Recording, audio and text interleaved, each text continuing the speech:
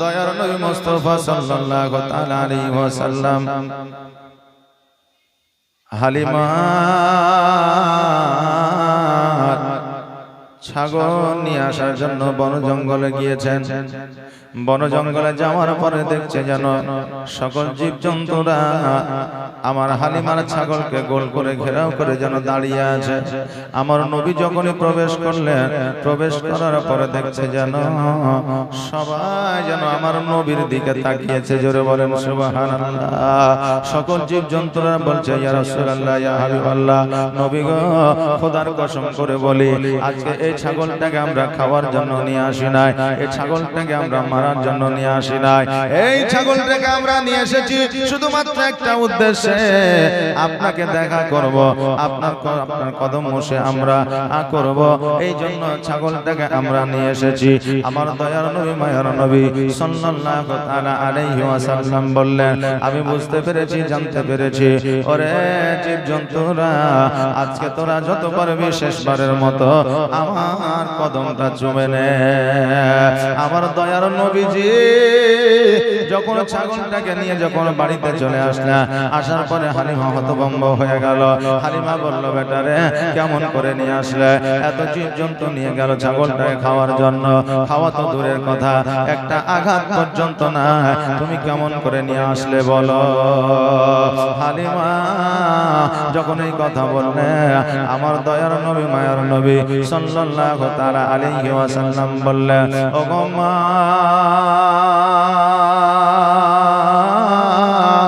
আমি ছাগল বকরিটা আনতে গিয়েছিলাম ঠিকই, কিন্তু ওই ছাগলের প্রতি কোনো জীবজন্তু আক্রমণ করে নাই, তাদের উদ্দেশ্য একটাই ছিল আমার কদমে চুম্বন করা। জোরে বলেন সুবহানাল্লাহ।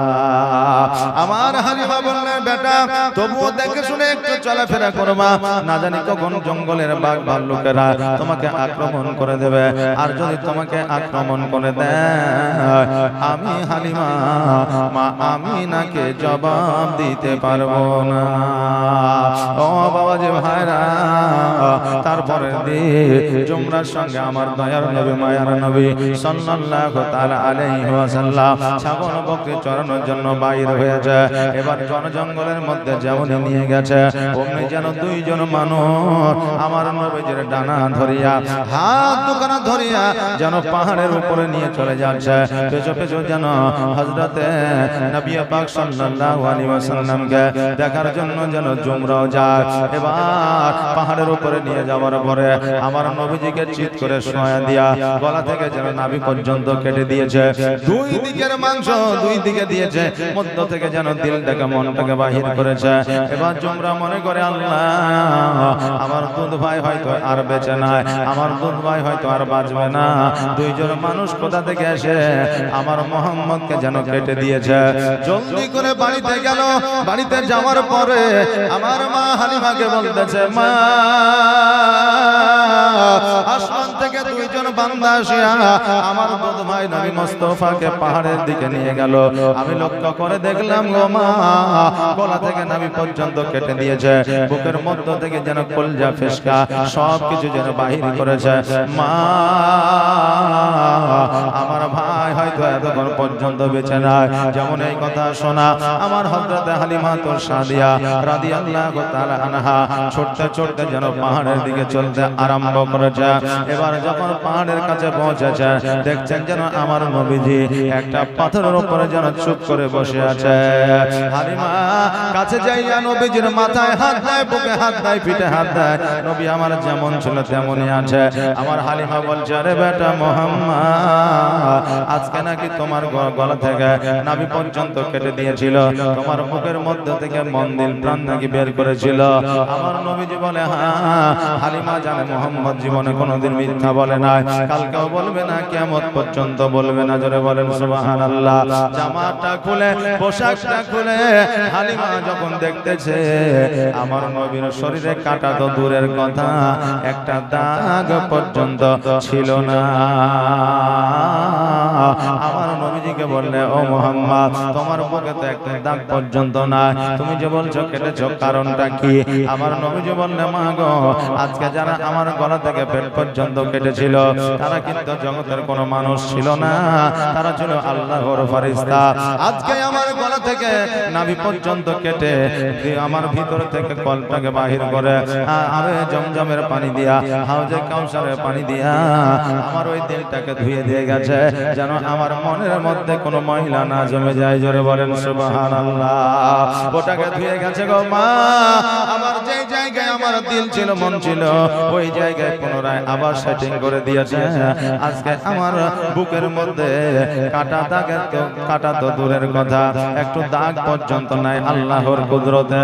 আরে বাবা, জগতের কিছু মানুষ আছে যারা বলে থাকে নবী আমার মতো ছিল। আজকে যদি নবী তোমার মতো হইতো, নবীর কাটা দাগ দূর হয়ে গিয়েছিল, নবীর থুতু মুবারকে বরকত ছিল, জাবিরের বাড়িতে খাবারে বরকত দিয়েছিল। আমার নবী মুস্তাফা সাল্লাল্লাহু তাআলা আলাইহি ওয়াসাল্লাম যেই পথ দিয়ে যাইতো সেই পথে আপনার সোনা পরিণত হয়ে যেত।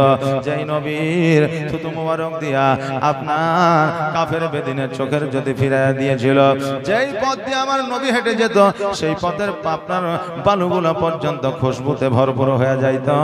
আর আজকে তুমি বলো নবী আমার মতো ছিল, আজকে তোমার পার্শ্বে 2 দিন গোসল না করলে দাঁড়ানো যায় না। আজকে সেই বলে নবী আমার মতো ছিল, বলেন নাউজুবিল্লাহি মিন জালিক। আমার নবী পৃথিবীর মধ্যে যত মানুষ এসেছে সর্বসেরা, আমার নবীর সাথে কারো তুলনা হয়নি, হবে না, কোনোদিনও হবে না। কারণ আমার নবী হলো আলা, আমার নবীর চাইতে বড় কেউ না। ও বেরাদার, আমার নবীকে যদি বলে আমাদের মতো ছিল, সে গুনাহগার হয়ে যাবে। আমার নবীকে বিজ্ঞানরা বলেছে বিজ্ঞানেরও চাইতে বড় বিজ্ঞান। আমার নবীজিকে দার্শনিকেরা বলেছে দার্শনিকের চাইতে বড় দার্শনিক। মাস্টারেরা বলেছে মাস্টারের চাইতে বড় মাস্টার। আমার নবীর মতো মাস্টার, ডাক্তার, উকিল, হাকিম, বিজ্ঞান এখনো পর্যন্ত আসে নাই, কালকেও আসবে না, কিয়ামত পর্যন্ত আসবে না। জোরে বলেন সুবহানাল্লাহ। এই জন্য কবি বলছেন বিজ্ঞানীরও বিজ্ঞানী আমার নবীজি। জোরে বলেন সুবহানাল্লাহ। বিজ্ঞানীরও বিজ্ঞানী আমার নবীজি। এমন একটা দয়ার নবী আর হবে কি, এমন একটা মায়ার নবী আর পাইবা কি, বিজ্ঞানীদের বিজ্ঞানী আমার নবীজি। বিজ্ঞানীরা রথের যুগে আকাশেতে যায়, আর আমার নবী রকেট ছাড়া মেয়েরা যেতে যায়। জোরে বলেন সুবহানাল্লাহ। এখন বাবা চন্দ্র জানে যাচ্ছে মানুষ জগতের, তাই তারা কত পপুলারিটি অর্জন করেছে। আর আমার নবী যেই সময় গিয়েছিল রকেট ছিল না, প্লেন ছিল না, জাহাজ ছিল না, চন্দ্র যায় না, যাওয়া তো দূরের কথা, সপ্তম আসমান ভেদ করে আমার নবী আল্লাহর সঙ্গে দিদার করেছিলেন। ওই নবীর প্রশংসা করলে কিছু মানুষের ক্ষতি হয়ে যায়, ওই নবীর প্রশংসা করলে কিছু মানুষের ক্ষতি হয়ে যায়। কিন্তু চন্দ্র জানে যে ভারতবর্ষ থেকে বিজ্ঞানরা যাচ্ছে, তার জন্য তার গর্ববোধ মনে হয়, হ্যাঁ, আর নবীর কথা বললে অপমানিত হয়। জোরে বলেন নাউজুবিল্লাহ। এই জন্য কবি বলছে বিজ্ঞানীরা রথের যুগে আকাশেতে যায়, আর আমার নবী রকেট ছাড়া মেয়েরা যেতে যায়। ওরে এই যুগে কি এমন বিজ্ঞান আর হবে কি, ওরে এই যুগে কি এমন বিজ্ঞান আর হবে কি, বিজ্ঞানীদের বিজ্ঞানী আমার নবীজি। বিজ্ঞানীদের বিজ্ঞানী আমার নবীজি। আবু বকর সিদ্দিকের সাপে কামড়াইল, আর আমার নবীর থুতু দিয়া ভালো হয়ে গেল। জোরে বলেন সুবহানাল্লাহ। আবু বকর সিদ্দিককে যখন সাপে দংশন করেছিল, আবু বকর বিষে কাতর হয়ে গিয়েছিল, শরীরটা সবুজ বর্ণ হয়ে গিয়েছিল। আবু বকর বলে খোদার কসম করে বলি, আমার নবী যখন আমার শরীরে যে জায়গায় সাপে দংশন করেছিল ওই জায়গায় যখন থুতু মুবারক লাগিয়ে দিল, আমার শরীরের সমস্ত বিষ যেন পানি হয়ে গেল। জোরে বলেন সুবহানাল্লাহ। এই জন্য কই বলছেন আবু বকর সিদ্দিকের সাপে কামড়াইল, আর আমার নবীর থুতু দিয়া ভালো হয়ে গেল। ওরে এই যুগে কি এমন ডাক্তার আর হবে কি, ওরে এই যুগে কি এমন ডাক্তার আর পাইবা কি, বিজ্ঞানীদের বিজ্ঞানী আমার নবীজি। আগের যুগের মানুষ মানুষের অসুখ কম হতো, আর আমার নবীর কাছে আসলে ভালো হয়ে যেত। আজকে আমার নবীর কাছে গেলে রোগ ভালো হয়ে যেত। তো নবী আমার প্যারাসিটামল, ক্যালপল, ওমেসজি এইরকম কোনো ট্যাবলেট দিত নাকি? আমার নবীজি কিছু কোরআনে আয়াত দিতেন, কিছু গাছগাছরা দিতেন, মানুষের রোগ ভালো হয়ে যেত। আবু বকর সিদ্দিক নিজেই বলেছেন, আমার কোনো যখন রোগ বালা হতো, আমি নবীজির কাছে গেলে নবীর চেহারা দেখলেই আমার রোগ ভালো হয়ে যেত। জোরে বলেন সুবহানাল্লাহ। ওই নবীর কাছে গেলে আপনার কোরআনে আয়াত দিত। আর এখন কিছু মানুষ আছে যারা বলে যে কোরআনের আয়াত দ্বারা তাবিজ ব্যবহার করা যাবে না। কিছুদিন আগে রাহুল ব্রাদার আপনার ফারাজিদের মানে আহলে হাদিসদের বক্তা, ও বলেছে যে তাবিজ ব্যবহার করা জায়েজ আছে, তাবিজ ব্যবহার করা যাবে, এটা বলেছে। আস্তে আস্তে সবই সত্যের প্রকাশ হবে, চিন্তার কিছু নাই। আহলে সুন্নাত ওয়াল জামাতের মানুষ সঠিক পথে ছিল, আছে, কিয়ামত পর্যন্ত থাকবে। এই জন্য কবি কি বলছেন, আগের যুগের মানুষের অসুখ কম হতো, আর আমার নবীর কাছে আসলে ভালো হয়ে যেত। ওরে এই যুগে কি এমন জার হবে কি, ওরে এই যুগে কি এমন জার আর হবে কি, বিজ্ঞানীদের বিজ্ঞানী আমার নবীজি, বিজ্ঞানীদের বিজ্ঞানী আমার নবীজি। আল্লাহুম্মা সাল্লি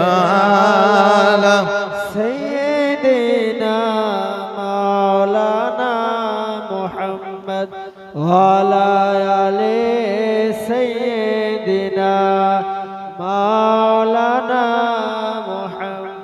এ বাবাজি ভাইরা আমার দয়ার নবী মুস্তাফা সাল্লাল্লাহু তাআলা আলাইহি ওয়াসাল্লাম মা হালিমাকে বলে, মা গো, আজকে আমার দুইজন ফেরেশতা, আল্লাহর দুইজন ফেরেশতা এসেছিল, আমার গলা থেকে পেট পর্যন্ত কেটে দিয়েছিল, দাগ পর্যন্ত না।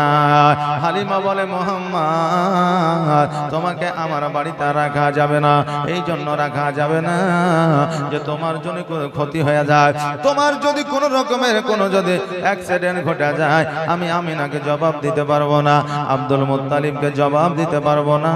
অতএব মুহাম্মদ, আগামী কালকে তোমাকে তোমার মায়ের কাছে রেখে আসবো। মায়ের বাড়ির কথা বললে কে এমন সন্তান আছে খুশি হয় না, মায়ের বাড়ির কথা বললে কে এমন পুত্র আছে খুশি হয় না।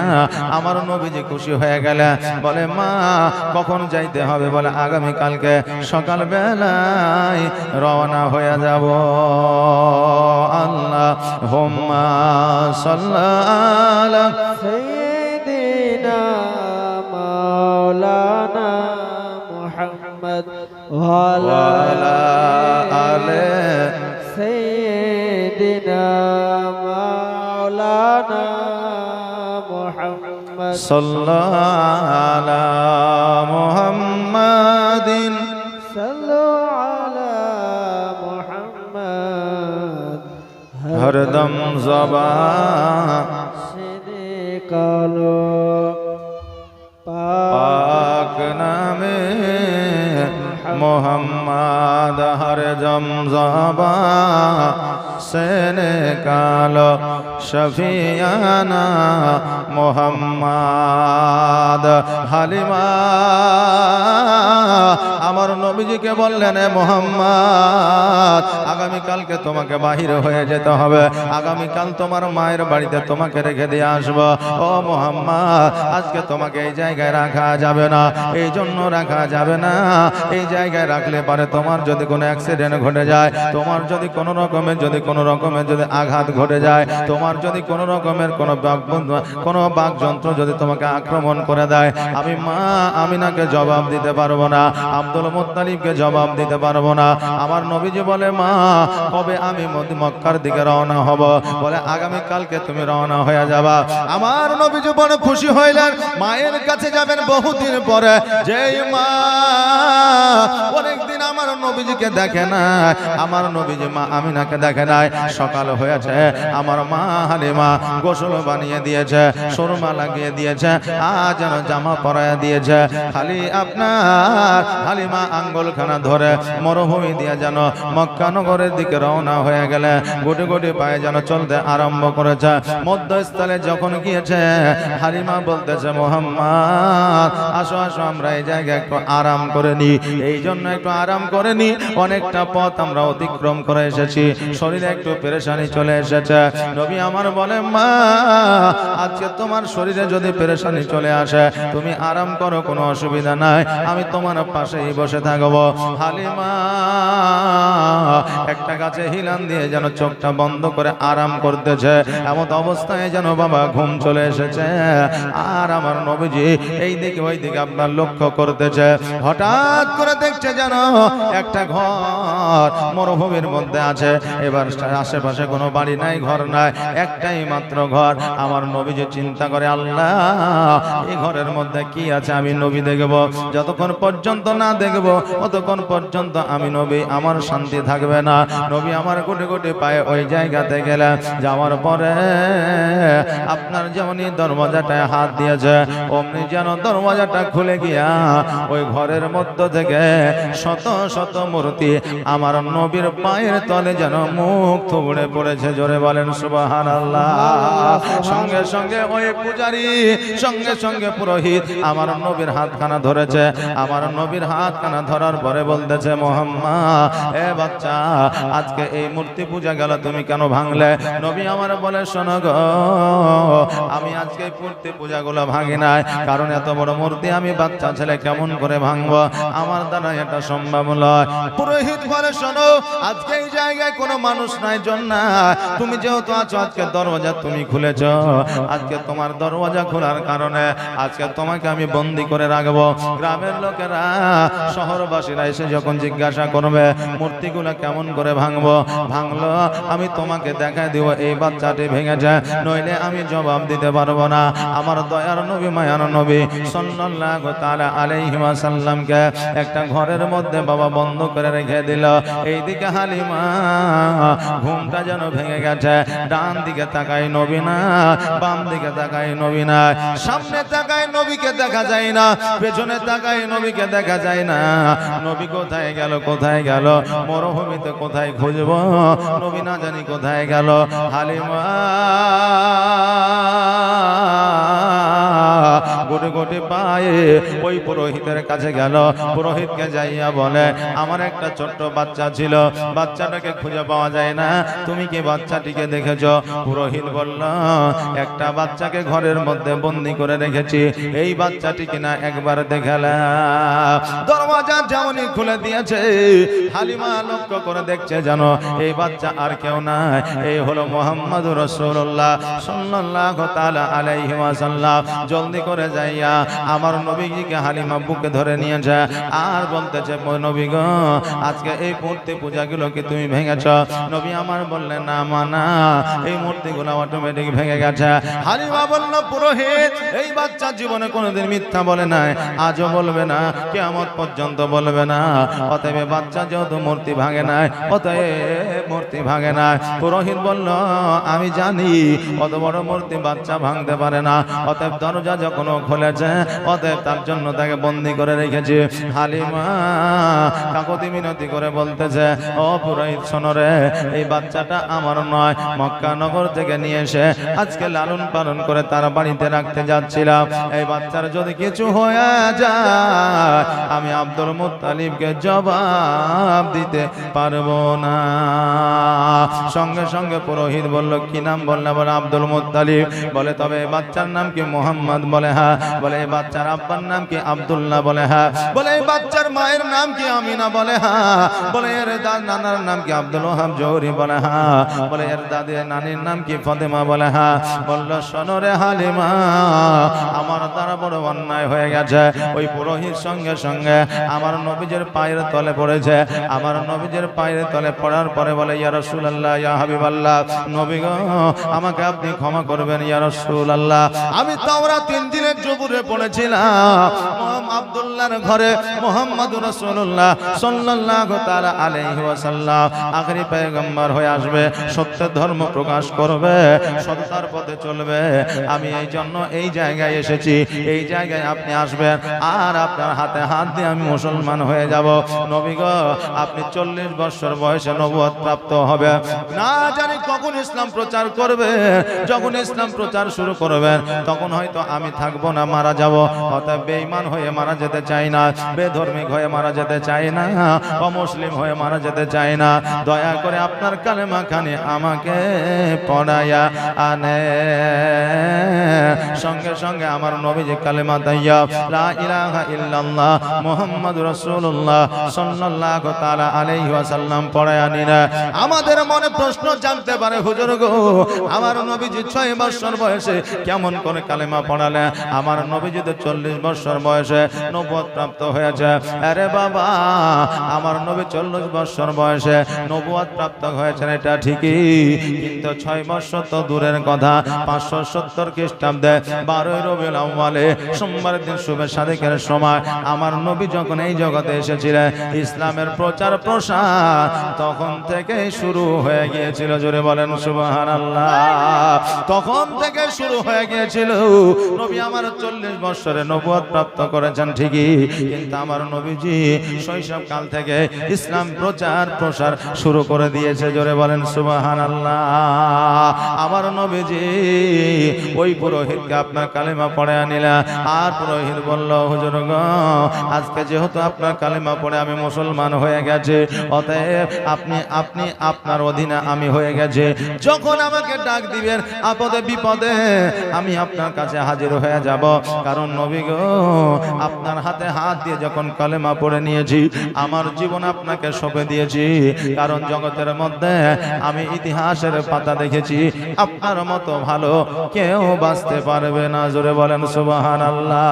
তোমার মতো এত ভালো, তোমার মতো এত ভালো কেউ তো আমায় বাসে না, তাই তো নবী আমি তোমার দিওয়ানা, তাই তো রাসূল আমি তোমার দিওয়ানা। জোরে বলেন ইয়া রাসূলুল্লাহ। তোমার মতো এত ভালো, তোমার মতো এত ভালো কেউ তো আমায় বাসে না, তাই তো নবী আমি তোমার দিওয়ানা, তাই তো রাসূল আমি তোমার দিওয়ানা। ও কি শুনেছি কিতাবের লেখা,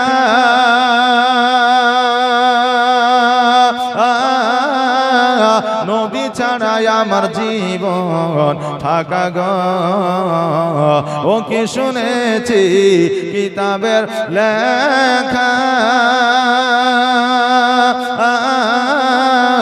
নবী ছাড়াই আমার জীবন ফাঁকা গো।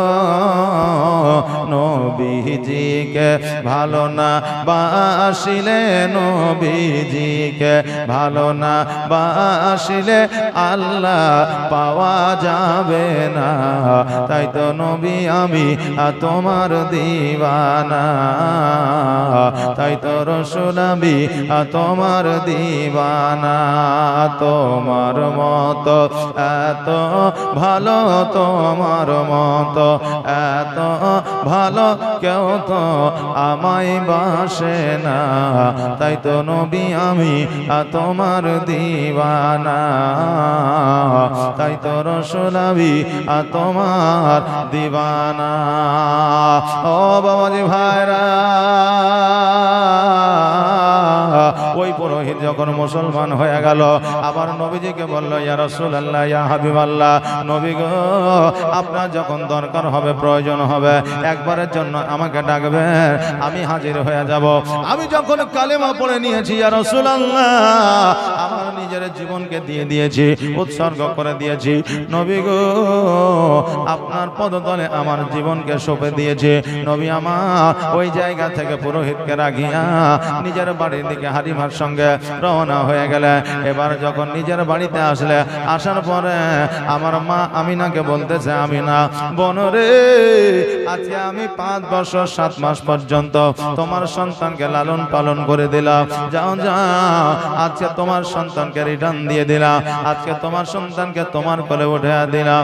আমিনা বলল, হালিমা, আমার নবীকে যদি নিয়ে যেতে চাও নিয়ে যাও, আমার কোনো আপত্তি না, তবে শোনো রে হালিমা, আজকে এতদিন পর্যন্ত যখন তুমি লালন পালন করেছ, লালিত পালিত যখন করেছ, তোমার যখন মন চাইবে আমার বেটা মুহাম্মদকে তুমি নিয়ে যাও। জোরে বলেন সুবহানাল্লাহ। হালিমা একবার আমার নবীর দিকে তাকায়, একবার সামনে রাস্তার দিকে তাকায়। আহারে বাবা, সন্তান তো দূরের কথা, আমার নবী তো দূরের কথা, আজকে বাবা জগতের মধ্যে কুরবানির জন্য আমার মা বোনেরা যে ছাগলটা আপনার পোষে, যে ছাগলটা আপনার দেখভাল করে, কুরবানির দিন যখন কুরবানি দেওয়ার জন্য নিয়ে যায়, আমার অনেক মা বোনেরা আছে চোখের পানি ফেলায় কাঁদে, কারণ ওই ছাগলটার উপরে মায়া বেসে যায়, দয়া বসে যায়। একটা বাচ্চার সন্তানকে যখন 10 দিন আপনি কোলে নিবেন, ওই বাচ্চাটার উপরে আপনার মায়া দয়া বসে যাবে। আমার নবীজিকে 5 বছর 7 মাস পর্যন্ত অলৌকিক দৃশ্য দেখায়া হালিমার কাছে লালিত পালিত হয়েছিল। ওই হালিমা কেমন করে আমার নবীকে ভুলতে পারে? হালিমা 2 চোখের পানি ছেড়ে দিয়ে যেন বাড়ির দিকে যায়। এইদিকে আমার নবীজি সাল্লাল্লাহু তাআলা আলাইহি ওয়াসাল্লাম মায়ের কাছে যেন আপনার খাওয়া দাওয়া করলে, মায়ের সাথে যেন আপনার বিছানায় ঘুমায় গেলে।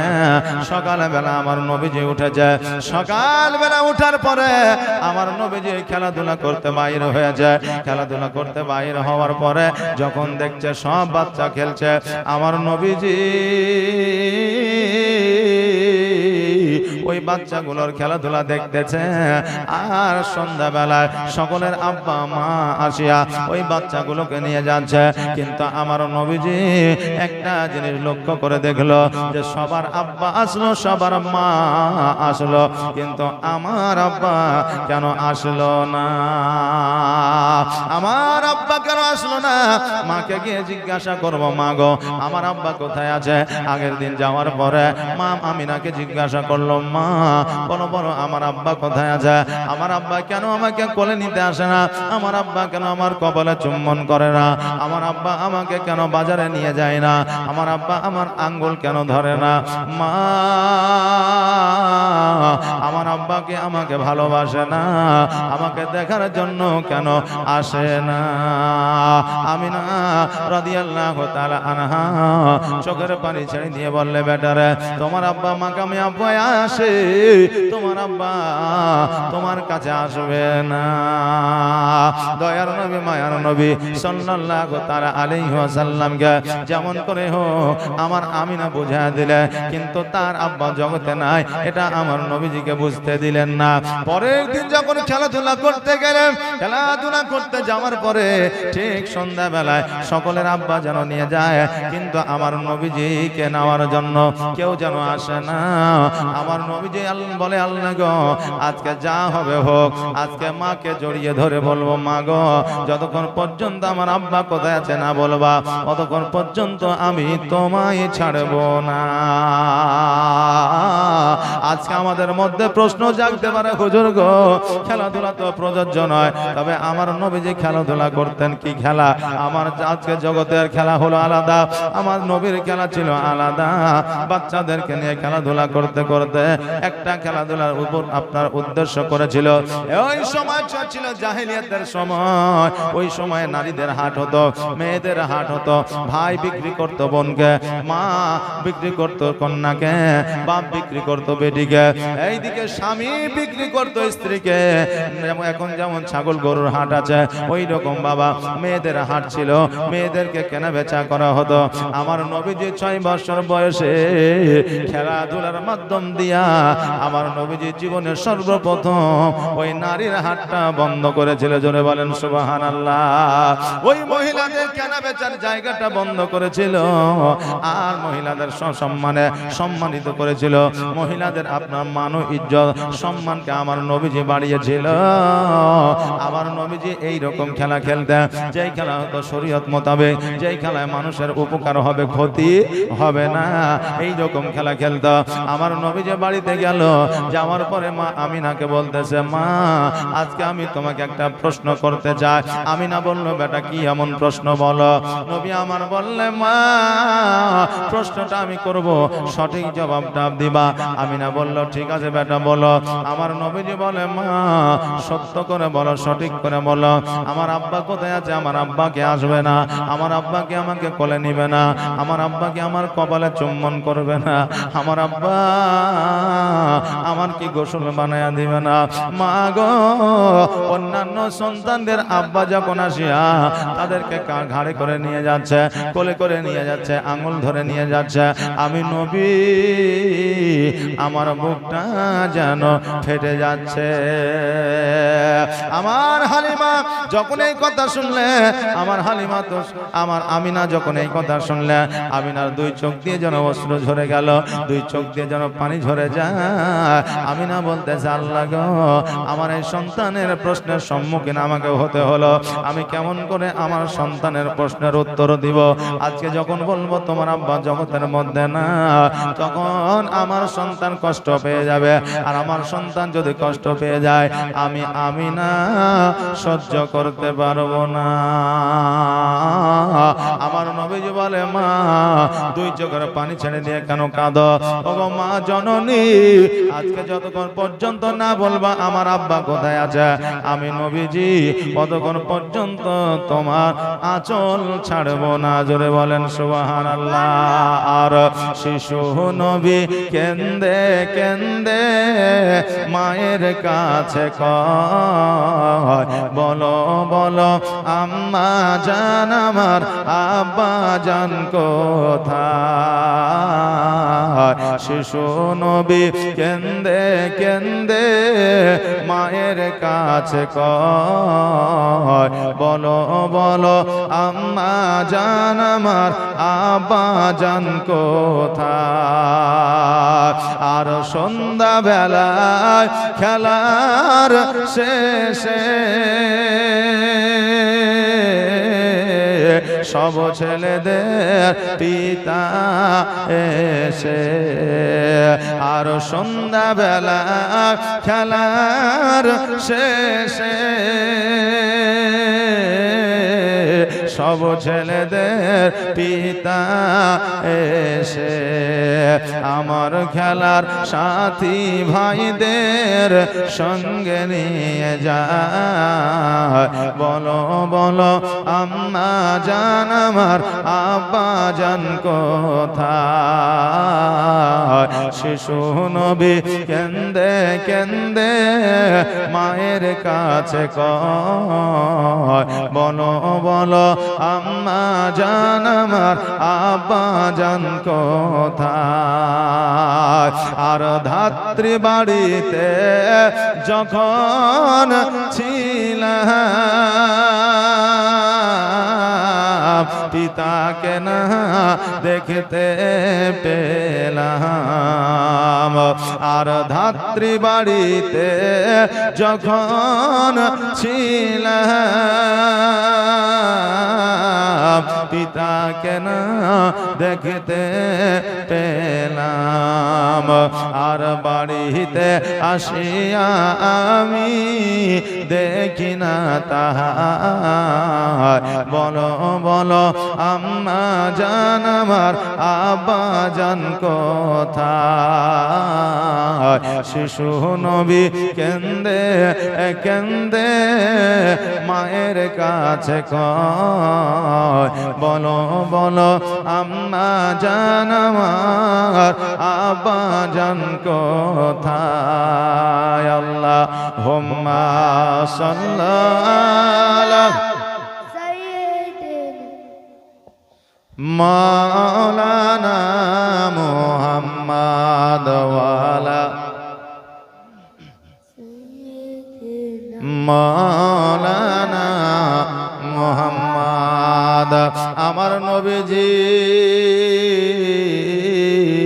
মায়ের আঁচলখানা ধরে বলে, মা গো, যতক্ষণ পর্যন্ত না বলবা আমার আব্বা কোথায় আছে ততক্ষণ পর্যন্ত আমি তোমাকে ছাড়বো না।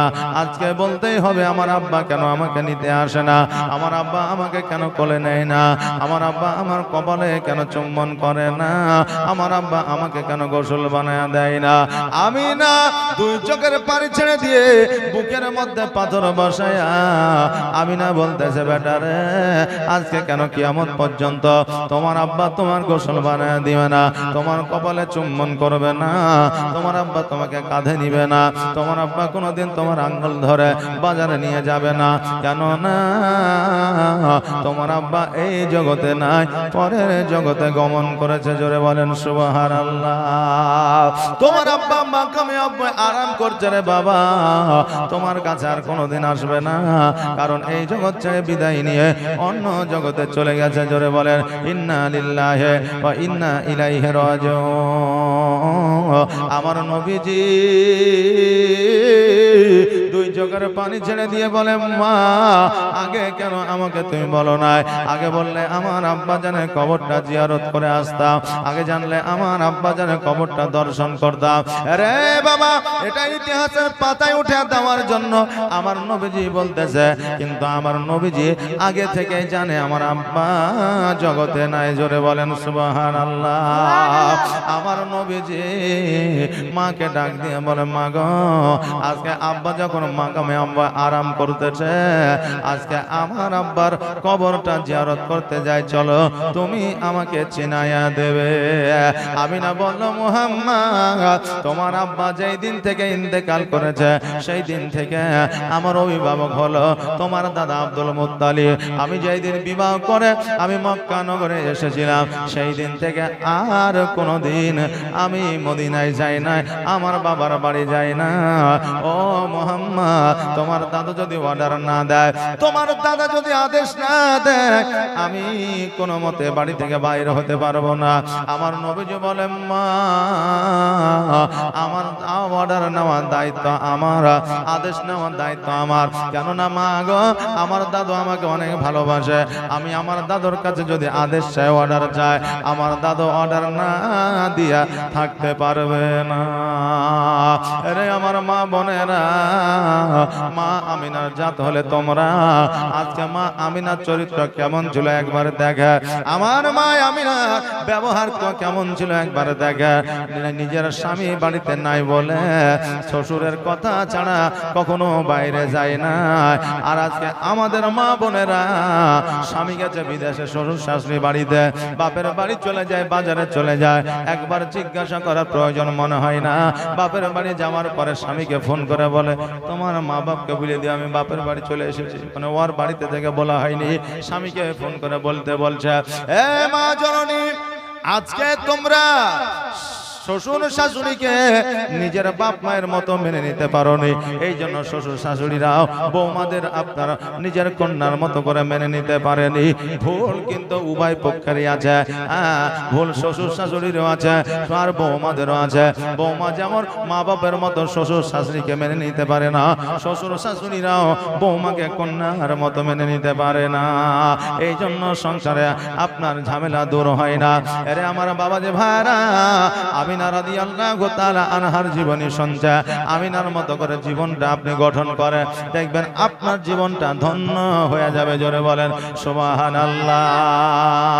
আমার দয়ার নবীজি, আমার মায়ার নবী আব্দুল মুত্তালিবের কাছে পৌঁছালে, আব্দুল মুত্তালিবের কাছে যাওয়ার পরে বলে, ওগো দাদা, আমি জানলাম, আমি শুনলাম আমার আব্বা নাকি জগতের মধ্যে নাই, আমার আব্বা নাকি জগৎ থেকে আড়াল হয়ে গেছে গো দাদা, আমি আমার আব্বা জানের কবরটা একবার জিয়ারত করতে চাই। আমার নবী বললে কার সঙ্গে যাবা? বলে আমার মাকে সঙ্গে নিয়ে যেতে চায়। আব্দুল মুত্তালিব বলল ও ভাই, তোমার বিবাহ হওয়ার পরে মক্কা এসেছে, আর কোনোদিন যাওয়ার কথা বলে নাই, আমিও কোনোদিন যেতে বলতে পারি না, আমিও কোনোদিন নিয়ে যেতে পারি না। আজকে যখন তুমি নিয়ে যাবো বলছো, সঙ্গে একজন দাসীকে দিয়ে দিলাম, তুমিও যাও, তোমার মাকে নিয়ে যাও। তবে ভাই শোনো রে, মাকামে আব্বাই যাওয়ার আগে মদিনাতে যাবা, আর মদিনাতে যাওয়ার পরে আব্দুল ওয়াহাব জহুরীর সঙ্গে সাক্ষাৎটা করবা। আব্দুল ওয়াহাব জহুরী হলো তোমার নানা, আর তোমার মায়ের আব্বা। আজকে তার সঙ্গে দেখা নাই, সাক্ষাৎ নাই, আমিনার সঙ্গে কোনোদিন সাক্ষাৎ হয় নাই, আমিনার সঙ্গে সাক্ষাৎটা করায়া দিবে। নবী আমার বললে ঠিক আছে দাদা। নবী আমার মায়ের কাছে ফিরে আসলে মাকে বলল মা গো, আদেশ পেয়ে গেছি, অর্ডার পেয়ে গেছি, আগামী কালকে বার হতে হবে, জামা কাপড় পোশাক খাবার সব কিছু বেঁধে না, সকালবেলা সব কিছু বেঁধে নিয়েছে, উট আপনার রেডি, দাসীও রেডি। আমার আব্দুল মুত্তালিব কাবা ঘরে হিলান দিয়ে যেন কান্না করতেছে। আমিনা আমার আব্দুল মুত্তালিবের কাছে যাইয়া বলতেছে ও আব্বা জান, আপনি এইভাবে কান্না করিয়েন না, এইভাবে যদি আপনি কান্না করে আমি মদিনায় যাব না, মাকামে আব্বায় যাব না। আব্দুল মুত্তালিব বলতেছে ওরে আমিনা, আজকে আমি তোমার জন্য কাঁদি না, আজকে তুমি চলে যাচ্ছ বলে কাঁদি না, আজকে কাঁদি আমার নবীর জন্য। আমার নবীকে না দেখলে এক মুহূর্ত থাকতে পারি না। আজকে তুমি মদিনায় যাবে আর এদিকে মাকামে আব্বায় যাবে, না হলে কমসে কম এক সপ্তাহ দেরি হবে। ও আমিনা যাও যাও, বারণ করব না, 5 দিন থেকে 7 দিনের যেন বেশি না হয়ে যায়। যদি বেশি হয়ে যায় রে আমিনা, আমি আব্দুল মুত্তালিব আমার কি হবে আমি নিজেই জানি না। জোরে বলেন সুবহানাল্লাহ। আরে আমার বাবাজি ভাইরা, আমার নবীজিকে লইয়া উটের পৃষ্ঠে চাপলেন আমিনা, আর দাসীকে লইয়া যেন মদিনাতুল মুনাওয়ারার দিকে রওনা হয়ে গেল। এবার মদিনাতুল মুনাওয়ারা যাওয়ার পরে যে জায়গায় আব্দুল ওয়াহাব জহুরীর বাড়ি ছিল, ওই জায়গায় আমিনা দাঁড়িয়ে আসে, কিন্তু ওই জায়গায় ঘরও নাই, বাড়িও নাই, মানুষজনকে দেখা যায় না, মানুষজনকে যেন দেখতে পাওয়া যায় না। আমিনা অনেকক্ষণ ধরে যেন বাবা দাঁড়িয়ে আছে। এখন আপনাদের গ্রামে নতুন একটা মানুষ এসে যদি দাঁড়িয়ে থাকে 1 ঘন্টা 2 ঘন্টা, এক এক করে কোনো না কোনো মানুষ জিজ্ঞাসা করবে কি ব্যাপার ভাই, বাড়ি কোথায়, এখানে কি দেখছো? বলবে না বলবে না, যেহেতু নতুন মানুষ। আমিনা দয়ার নবীজিকে লইয়া দাসীকে লইয়া দাঁড়ায় আছে উটের পৃষ্ঠে, বাড়ি দেখতে পায় না, ঘর দেখতে পায় না, আব্দুল ওয়াহাব জহুরীকে দেখতে পায় না, তার বিবিকে দেখতে পায় না। আমিনা যখন আপনার অঝর নয়নে পানি ছেড়ে দিয়ে দাঁড়িয়ে আছে, মদিনার মানুষ কিন্তু বাবা ভালো, ওই মদিনার মানুষ আসার পরে আমিনাকে জিজ্ঞাসা করে আমিনা আজকে তুমি এই জায়গায় কেন রে মা, তোমার পরিচয়টা কি, তোমার ঠিকানাটা কি, এই জায়গায় এসেছো কারণটা কি? আমিনা বলল এই জায়গায় আব্দুল ওয়াহাব জহুরী নামক একজন বান্দা বসবাস করতো, আজকে তার বাড়ি কোথায়, কোথায় ঘর করেছে। মদিনাবাসীরা বলল শোনো রে মা, আজকে আব্দুল ওয়াহাব জহুরী আর জগতের মধ্যে বেঁচে না।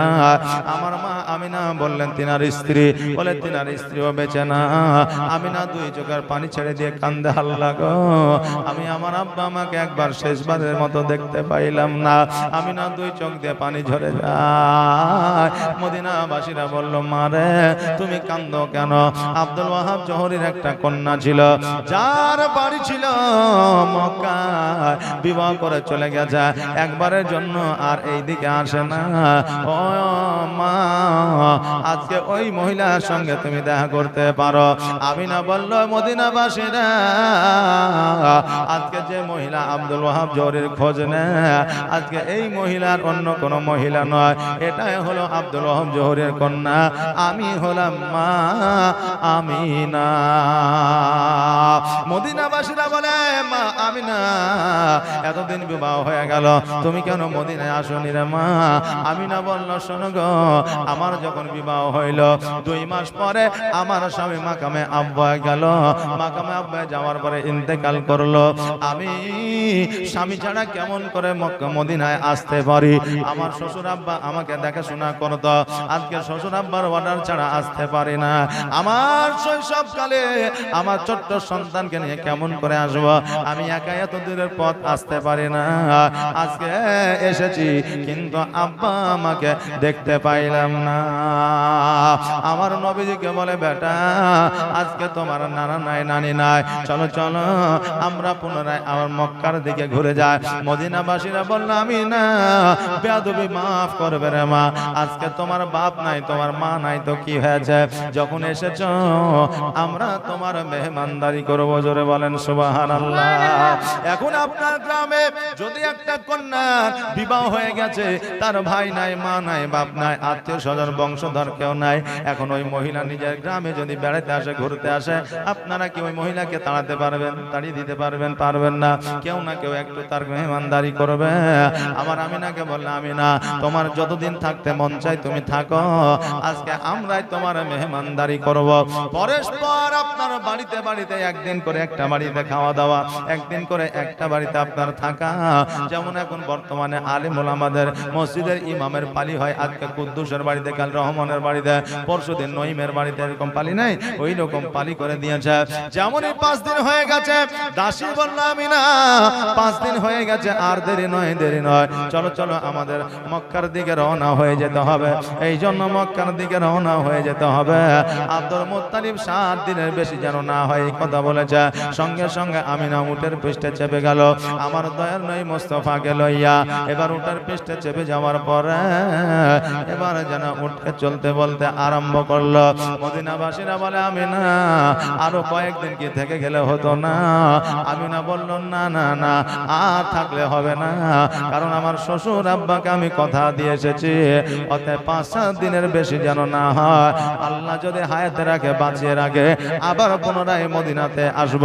মদিনার মানুষেরা যে সম্মান আমাকে দিল, ওই সম্মান আজকে আমি খুশি হইলাম। কোনদিন যদি আমার সন্তান মদিনা আসে, ও মদিনাবাসীরা আমার সন্তানকে তোমরা মেনে নিও। আমার মা আমিনা একবার মদিনার দিকে তাকায়, একবার সামনে রাস্তার দিকে তাকায়। আরে আমার বাবারা ভাইরা, মানুষ জীবনে 3টা জিনিস ভুলতে পারে না। 1 নম্বর হলো মওত, 2য় নম্বর হলো পিতা ও মাতা, আর 3য় নম্বর হলো নিজের জন্মস্থান। জোরে বলেন সুবহানাল্লাহ। এই 3টা জিনিস কখনোই ভুলতে পারে না। যত বড় ধনী হয়ে যাক না কেন, যত বড় টাকা পয়সা वाला হয়ে যাক না কেন, যত বড় আপনার মাস্টার ডাক্তার উকিল হয়ে যাক না কেন, আমেরিকায় বসবাস করুক না কেন, 3টা জিনিস মানুষ জীবনে ভুলতে পারে না। 1 নম্বর মওত, 2য় নম্বর বাপ মা, আর 3য় নম্বর হলো নিজের এলাকা, নিজের গ্রাম, নিজের জন্মস্থান। এই 3টা জিনিস মানুষ ভুলতে পারে না। এই জন্য আমি না একবার জন্মভূমি মদিনার দিকে তাকায়, আর একবার রাস্তার দিকে তাকায়, আর 2 চোখ দিয়ে পানি ঝরায়া কান্দে। আমার সোনার মদিনা, আমার জানের মদিনা, সব ভুলিব কিন্তু তোমায় ভুলতে পারি না। জোরে বলেন সুবহানাল্লাহ। আমার সোনার মদিনা, আমার জানের মদিনা, আমার কলিজার মদিনা, সব ভুলিব কিন্তু তোমায় ভুলতে পারি না, সব ভুলিব কিন্তু তোমায় ভুলতে পারি না। ভুলিনি ভুলব না, ভুলতে পারি না, ভুলিনি ভুলব না, ভুলতে পারি না, সব ভুলিব কিন্তু তোমায় ভুলতে পারি না। আমার দয়ার মদিনা, আমার জানের মদিনা, আমার কলিজার মদিনা, সব ভুলিব কিন্তু তোমায় ভুলতে পারি না, সব ভুলিব কিন্তু তোমায় ভুলতে পারি না। ইয়াসরিব নামে তুমি ছিলে অলক্ষণের দেশ, বড়ই মারাত্মক যে ছিল তোমার পরিবেশ।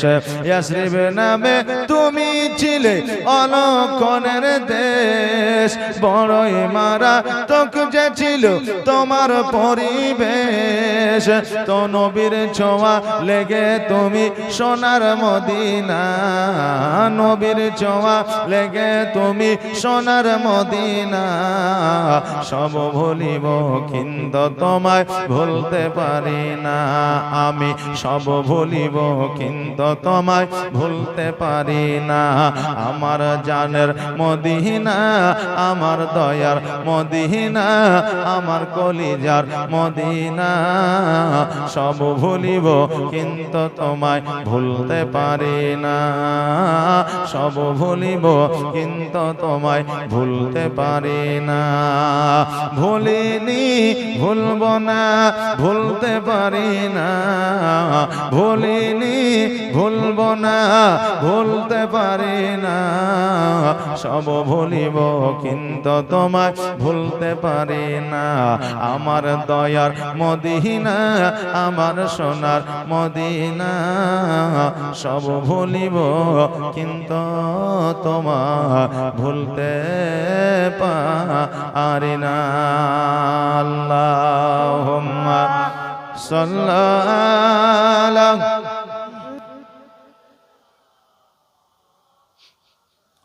মুহাম্মাদ ওয়া আলা আলিহি।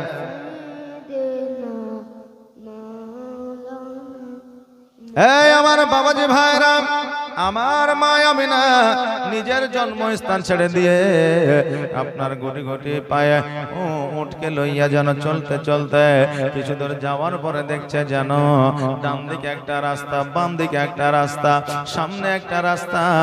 আমার নবীজিকে বলে, মুহাম্মদ বেটারে কোন রাস্তা হয়ে যাবে একবার বলো। নবী আমার বলে, মা গো আমরা আসার সময় কোন রাস্তা হয়ে এসেছিলাম? বলে আমরা ডান দিকে রাস্তা হয়ে এসেছিলাম। বলে এবার বাম দিকে রাস্তা হইয়া চলো। এবার বাম দিকে রাস্তা হইয়া যখন কিছু দূরে গেছে, যাওয়ার পরে দেখছে যেন ওই মাকামে আবওয়া দেখা যাচ্ছে। আমিনা আমার নবীজিকে বলতেছে, বেটারে ওই দেখো মাকামে আবওয়া দেখা যায়, যে জায়গায় তোমার আব্বা আরাম করতেছে, যে জায়গায় তোমার আব্বা বিশ্রাম নিতেছে, ওই জায়গায় পৌঁছে গেছি। এবার কিছু দূর যাওয়ার পরে আপনার উটটাকে মাকামে আব্বার কাছে দাঁড়িয়ে দিলে, আমার আমিনা ওই উটের উপর থেকে যেমনই নামতে যাবে, কোথা থেকে যেন জ্বর উড়ে চলে আসলো। আর জ্বরে জর্জরিত হইয়া আমিনা যেন আপনার কাঁপতে লাগলো। জোরে বলেন সুবহানাল্লাহ। আমিনা যেন চলতে পারে না, আমিনা যেন কষ্ট সহ্য করতে পারে না। জ্বর হইলে বাবা কিছুই ভালো লাগে না। আমিনা যেন আপনার খুবই কষ্ট করে কয়েক ধাপ আগানোর পরে আমার নবীজিকে বলতেছে, বেটারে আমি তোমার আব্বার কবরের কাছে যাইতে পারবো না, এই জায়গায় আমি একটু আরাম করছি, তুমি ততক্ষণ তোমার আব্বা জানে কবরটা জিয়ারত করে আসো। আমার নবীজি 6 বছরের সন্তান বুঝতে পেরেছে। আমার নবীজি বলে, মা গো আজকে তোমার কি কোনো রকমের কষ্ট হয়? আজকে তোমার কি কোনো রকমের ব্যথা বেদনা হয়? আমিনা বলতেছে, আজকে আমার কোনো রকমের কোনো কষ্ট হয় না রে বাবা। আমি না জানতে পেরেছে, বুঝতে পেরেছে। আমি যদি বলি আমার বড় কষ্ট হয়, আমার মোহাম্মদ কষ্ট পেয়ে যাবে। আর আমার মোহাম্মদ যদি কষ্ট পেয়ে যায়, আমি না সহ্য করতে পারবো না। আমার নবীজি 2 চোখের পানি ছেড়ে দিয়ে বলে, মা গো আজকে আমার আব্বা 2 মাসের সন্তান, 6 মাসের সন্তান তোমার গর্ভে রাখি আমার আব্বা বিদায় অন্ধকার কবরে চলে গেছে। ওগো মা আজকে তুমিও আমাকে ফাঁকি দিয়ে যেন চলে যেও না। মা গো আজকে তুমি যদি আমাকে ফাঁকি দিয়ে চলে যাও, আমি নবী বড় একা হয়ে যাব মা। আজকে আমি বড় ইতিম হয়ে যাব মা। আজকে আমাকে দেখার মতো কেউ থাকবে না, আমাকে গোসল বানিয়ে দেওয়ার মতো কেউ থাকবে না, আমাকে খাবার খাইয়ে দিবে এরকম কেউ থাকবে না। মা গো খাবারের জন্য মানুষের দ্বারে দ্বারে ঘুরবো। ওগো মা আজকে আজকে আমাকে তুমিও ফাঁকি দিয়ে যেও না, কারণ তুমি ফাঁকি দিয়ে গেলে মা আমি নবী সহ্য করতে পারবো না। আমি না বলে বেটা শোনো, আজকে আমি বলছি আমি যাবো না রে বেটা, যাও যাও তুমি জলদি করে তোমার আব্বার কবরটা জিয়ারত করে এসো। নবী আমার বলল মা গো আবার হয়তো পরে আসবো, চলো বাড়িতে যাই। মা তোমার শরীরটা অসুস্থ মা, আমি বুঝতে পারছি আজকে বাড়িতে গেলে হয়তো তোমার শরীরটা সুস্থ হয়ে যাবে। আমি না বলতেছে বেটা মোহাম্মদ আজকে এত কষ্ট করে তোমার আব্বার কবরটা জিয়ারত করতে এসেছ, তোমার আব্বার কবরটা জিয়ারত করে না, তারপরে আমরা সন্তান এবং মা আমরা বাড়িতে ফিরে যাব। নবী আমার বলে মা তোমার যদি কষ্ট হয় বলো, তোমাকে লইয়া তাড়াতাড়ি করে মক্কায় নিয়ে যাব। আমি না বললো না বেটা আমার কোনো রকমের কষ্ট হয় না, ও মোহাম্মদ আর দেরি করিও না, দেরি করিও না, জলদি করে যাও। আর যাওয়ার পরে তোমার আব্বা জানের কবরটা জিয়ারত করে এসো। আমার নবীজি মায়ের কত ফেলতে পারে না, আর আমার নবীজি আব্বা জানের কবর জিয়ারত ছাড়তে পারে না। নবী আমার চট করে দাঁড়িয়ে গেছে, একবার আব্বা জানের কবরের দিকে আগায়, আরো একবার দাঁড়িয়ে গিয়ে মায়ের দিকে তাকায়। নবী আমার আব্বা জানের কবরের দিকে তাকায়, এই দিকে মায়ের দিকে দাঁড়িয়ে গিয়ে তাকায়। আমার নবীর বড় ভয় হয় আজকে মা হয়তো আমাকে ফাঁকি দিয়ে চলে যাবে। নবী আমার গোটে গোটে পায়ে আব্দুল্লাহ রাদিয়াল্লাহু তাআলা আনহুর কবরের কাছে যাইয়া আমার নবীজির আব্বা জানের সঙ্গে যেন কথা বলতেছে।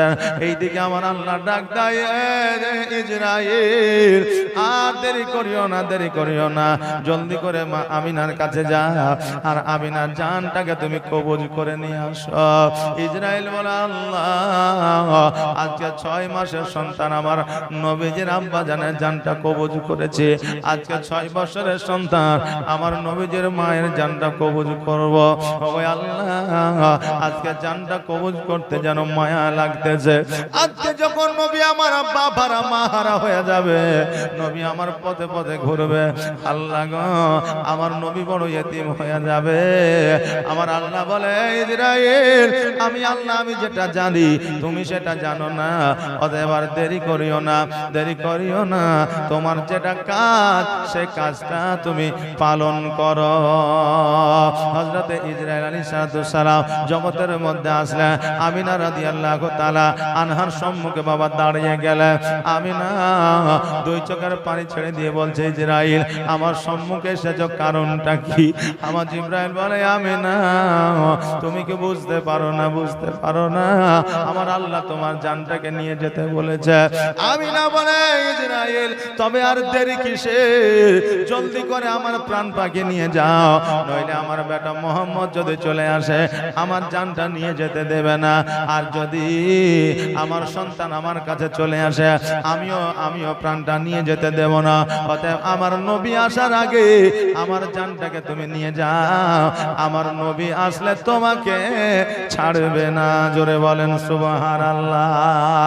আমার মা আমিনা রাদিয়াল্লাহু তাআলা আনহার জানটাকে যেন নিয়ে চলে গেল। বলেন ইন্না লিল্লাহি ওয়া ইন্না ইলাইহি রাজিউন। বাবারে আজকে মা আমিনা নবী মুস্তাফার মা যদি বাড়ি থেকে বাইর হয়ে মাকামে আব্বা ইন্তেকাল করতে পারে, যে জায়গায় মওত হওয়ার কথা ছিল সেই জায়গায় মওত হইল না, মক্কা ছেড়ে মাকামে আব্বায় মওত হলো, যেই জায়গায় স্বামীর মওত হয়েছিল। আরে বাবা আমাদেরও ঠিক অনুরূপ ওই রকমই হবে, আমাদের যার যেখানে মওত আছে তার সেখানে মওত হবে। কারো যদি আমেরিকায় মওত থাকে যেমন করে হোক আমেরিকায় পৌঁছে যাবে, কারো যদি চেন্নাইয়ে মওত থাকে যেমন করে হোক চেন্নাইয়ে মওত হবে। আমার যদি মুর্শিদাবাদে মওত থাকে মুর্শিদাবাদে মওত হবে, আর যেখানে আমার আল্লাহ মওত লিখেছে তার সেখানে মওত হবে, একটু এদিকে ওদিকে যাবে না। এই জন্য বলছেন কোন জমিনের মাটি আমার হবে গোরস্থান, কোন জমিনের মাটি আমার হবে গোরস্থান। কাদের চোখের জলে আমি, কাদের চোখের জলে আমি পাইব পরিত্রাণ কোন জমিনের মাটি আমার হবে গোরস্থান কোন জমিনের মাটি আমার হবে গোরস্থান কার কাঁধে চড়ে আমি কবর দেশে যাব জানি না কার মোনা যাতে খোদা রহম পাবো কার কাঁধে চড়ে আমি কবর দেশে যাব জানি না কার মোনা যাতে খোদা রহম পাবো কার কারণে করবে ক্ষমা কার কারণে করবে ক্ষমা আল্লাহ মেহেরবান কোন জমিনের মাটি আমার হবে গোরস্থান কোন জমিনের মাটি আমার হবে গোরস্থান কাদের চোখের জলে আমি পাইব পরিত্রাণ কোন জমিনের মাটি আমার হবে গোরস্থান আল্লাহুম্মা সাল্লি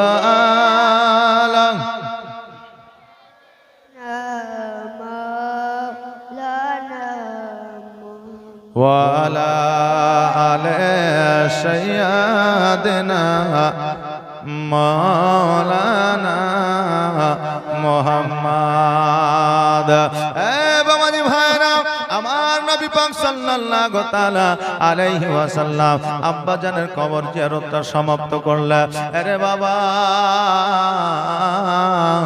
আজকে আমরা যখন কবর জিয়ারত করতে যাই কিছু বাতিল ফেরকার মানুষ আছে যারা বলে কবর জিয়ারত করা যাবে না বলে কি বলে না কবর জিয়ারত করা যাবে না আরে ইহুদির দলের লোকেরা আরে বাতিল ফেরকার মানুষেরা আমার নবী যদি নিজের আব্বা জানের কবর দর্শন করতে পারে না নিজের আব্বা জানের কবর জিয়ারত যদি করতে পারে আমরা নবীর উম্মতি হইয়া কেন করতে পারি না নবীজির ও আপনার আব্বা জানের কবর জিয়ারত করেছে জিয়ারত শব্দের অর্থ হলো দর্শন করা আজকে নবী যদি দর্শন করতে পারে আমরা কেন দর্শন করতে পারি না বাবা আমার নবীজি কবর জিয়ারতের শেষে মায়ের কাছে আসিয়া দেখতে যেন মা চোখ দুটো বন্ধ করে যেন বাবা আরাম করতে চায় আমার নবীজি বসে গিয়া নবীজির মায়ের মাথায় হাত দিয়া নবী আমার মা মা মা মা বলে ডাকে কেন না মা সাড়া দেয় না এই জন্য সাড়া দেয় না যে মা আর জগতে না নবী আমার দুই চোখের পানি ছেড়ে দিয়ে বলে মা গো আজকে আমি বললাম আমাকে ফাঁকি দিয়ে যেও না আজকে তুমি ফাঁকি দিয়ে চলে গেলে মা আজকে আমি কার কাছে খাবারের জন্য যাব আজকে আমি কাকে আমি গোসল করার জন্য বলবো ও গো মা আজকে আমি নবী আমি কার কাছে ঘুমাবো ও গো মা আমি বাচ্চা ছেলে আমি খাবারের জন্য কার কাছে যাব মা গো কেউ আমাকে খাবার দেবে আবার কেউ না দিতেও পারে সারাদিন অনাহারে আমি যাব গো মা আজকে তুমি আমাকে খাইয়ে দিতা আজকে থেকে খাওয়ানোর আর কেউ রইল না আজকে থেকে তুমি গোসল বানিয়ে দিতা মা গো আজকে থেকে গোসল বানিয়ে দেওয়ার মতো কেউ রইল না ও গো মা আজকে তুমি আমাকে স্নেহ মায়া মমতা দিতা আজকে থেকে স্নেহ মায়া মমতা পাইব না দাসী বলল মুহাম্মদ আর কেঁদো না তুমি এত কান্না করলে তোমার শরীরটা খারাপ হবে নবী আমার বলে দাসী রে আজকে আমার মা চলে গেছে এই মায়ের জায়গা কেউ পূরণ করতে পারবে না। ও দাসী শোনো, আমি কেমন করে আমি মক্কায় যাব, আমাকে মক্কায় কে নিয়ে যাবে? আমার দাসী বলল, শোনো গো মুহাম্মদ, তোমার মা যখন ইহ জগৎ ছেড়ে পর জগৎ গমন করেছে, আমি দাসী যতক্ষণ পর্যন্ত বেঁচে আছি, হায়াতে আছি, ততক্ষণ পর্যন্ত আমি আব্দুল মুত্তালিবের কাছে তোমাকে পৌঁছে দিব। জোরে বলেন সুবহানাল্লাহ। এ বাবা যে ভাইরা, এবার আমার দয়ার নবীজি ওই মাকামে আব্বার কিছু মানুষজনকে ডাকলেন, ডাকার পরে দাফন কাফনের ব্যবস্থা করলেন। একদিকে আব্বা জানের কবর, একদিকে মায়ের কবর। আজকে বাবা যে ভাইরা, আমার মা আমিনার শরীরে যে আপনার কাফন দেওয়া হলো, ওই একটা কাফনের দাম 700 টাকা, 800 টাকা, 900 টাকা, 1000 টাকা, 1200 টাকা পর্যন্ত আছে। আমি বলবো বাবারে, 3 জন ব্যক্তি 700 টাকা করে টাকা এই মা আমিনার কাফনের হাদিয়াটা দিবেন, পারবেন না বাবা? মা আমিনার কাফনের হাদিয়াটা 700 করে 3 জন বাবা মার। কয়জন বললাম? 3 জন বাবা মার। একটু চট জলদি তাড়াতাড়ি করে, বেশি লয় 700 টাকা। বাবা একটু জলদি করে আসেন, 3 জন আমার মা আমিনার জন্য। আজকে যদি 700 টাকা দিয়া যদি আপনি মা আমিনার দাফনের সঙ্গী হয়ে যান, কিয়ামতের দিন নবীজিকে বলতে পারবেন, ইয়া রাসূলুল্লাহ, ইয়া হাবিবাল্লাহ, আপনার জীবনী চলতেছিল আর আপনার জীবনে শুনিয়া মা আমিনার ইন্তেকালের সময়ের কথা ভাবিয়া, ইন্তেকালের সময়ের কথা শুনিয়া কাফনের দরুন 700 টাকা আমি তোমার ঘর মসজিদে হাদিয়া স্বরূপ দিয়েছিলাম। জোরে বলেন সুবহানাল্লাহ। এই বাবা, আমরা মুসলমান, নবী প্রেমিক, নবী আশিক, আমরা আশিকে রাসূল। বেশি লয় বাবা, 3টা ভাই আমার 700 টাকা করে টাকা একটু দিয়ে যাবেন। আজকে রাসূলুল্লাহর জীবনী চলছে বাবা, অন্য কারোর জীবনী চলছে না। যদি এখন না নিয়ে আসেন, পরে দিব না। সুবহানাল্লাহ, সুবহানাল্লাহ, নারে তাকবীর, নারে রিসালাত। এই দেখেন বাবর আলী, এই দেখেন 700 টাকা দান করেছে। আল্লাহ যেন দানকে কবুল করেন, সবাই আমিন। নাসিউলের স্ত্রী, এই দেখেন সুবহানাল্লাহ, নাসিউলের স্ত্রী 500 টাকা দান করেছে। আল্লাহ যেন দানকে কবুল করেন, সকলে আমিন সুম্মা আমিন। ওনার বাবার নামে আল্লাহ যেন তার আত্মীয় স্বজনকে জান্নাতবাসী করে এবং তার বালা মুসিবতকে যেন দূর করেন এবং তার হায়াতকে যেন দারাজ করে দেয়, আরো বেশি বেশি করে যেন দান করতে পারে, সে তৌফিক তুমি দান করো, আমিন সুম্মা আমিন। এই দেখেন মহসেন, সুবহানাল্লাহ, এই দেখেন মহসেন ভাই আমার 700 টাকা দান করেছে। আল্লাহ যেন দানকে কবুল করেন, জাযাকাল্লাহ, বারাকাল্লাহ, মাশাআল্লাহ। ও ভাই আল্লাহ দয়াময়, দয়া করিয়া তোমার বান্দারা দান করে যাচ্ছে তোমার ঘর মসজিদের লাগিয়া, যা আশায় যে নিয়ত করে গেল দান, দানকে কবুল করো। ও গো পাক রহমান বেগম, সুবহানাল্লাহ, দেখেন বেগম দিয়েছে নিজের বাপের নামে 500 টাকা। আল্লাহ যেন দানকে কবুল করে, সকলে বলেন জাযাকাল্লাহ, মাশাআল্লাহ। এই বাবা, 3টা চেয়েছিলাম 700 করে, 2টা এসেছে, আর একটা দেন না চটচট করে। সুবহানাল্লাহ, মাশাআল্লাহ। আমার মায়েদেরকে বলবো, মারে লক্ষ্মী ভান্ডারের টাকা অনেক পাইলা, পোতা জামাই আর লাতি জামাই, আর এদিকে জামাই বেটি পোতা পুতিন সবাইকে জুতে দিলে, জামা দিলে, কাপড় দিলে, টুপি দিলে, সবকিছু দিলে, পরে নিলে ছিঁড়ে গেল, শেষে আলো নাকি। আর আপনি যদি মসজিদে 500 টাকা দিয়ে যান, তাহলে এই মসজিদের উন্নতি হবে। এই মসজিদে 500 টাকার বাদাওলাতে কিয়ামত পর্যন্ত সাদকা জারিয়া হিসেবে নেকি পেতে থাকবে। জোরে বলেন সুবহানাল্লাহ। তাই আমি বলবো, মা আজকে আপনারা বেশি নাই, এতগুলো মা আছেন, 11টা মা যদি 500 টাকা করে দিয়ে যান, তাহলে আমি এই 11টা মাকে একটা কথা আমি শিখিয়ে দিয়ে যাব। সেটা হচ্ছে যে স্বামীর পকেট থেকে টাকা চুরি করা যাবে কিনা। জি, স্বামীর পকেট থেকে টাকা চুরি করা যাবে কিনা, জায়েজ আছে কিনা, সেটা আমি বলে দিয়ে যাব। মায়েরা তো আমার স্বামীর পকেট থেকে টাকা নিতেই থাকে, বুঝলেন না? আমি তো আলেম মানুষ, মৌলবি মানুষ, আমাকে তো ছাড়ে না। জি, মাশাআল্লাহ। এই জালসা করে জেলে পকেটে টাকা থাকবে, একদিন বাহির করে নিয়েছে। আমি তেল পাম্পে যে তেল ঢুকাচ্ছি, তো তেল ঢুকানোর পরে এবার টাকা দিতে আসছি, টাকা নাই। ফোন করলাম, টাকা বের করেছো? বলে হ্যাঁ। তো সব টাকা বের করতে হবে।